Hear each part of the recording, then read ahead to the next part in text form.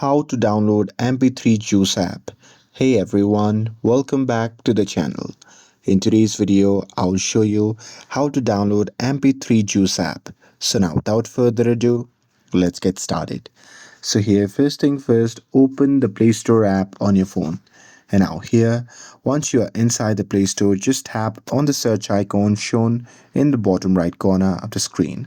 And now here, once you are inside the search section, just tap on the search bar at the top and there simply type mp3 juice and search for it. And now here on the search result, you can see the mp3 juice app at the top. So simply tap on it.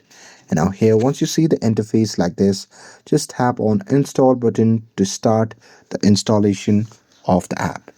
And now with that, you just have to wait for some time for the app to download. And here, once the app downloads, you can just tap on the open button to launch the app. And that's it. That's how you can download MP3 Juice app.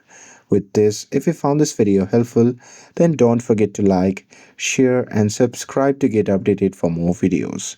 Thanks for watching and I'll see you in the next video.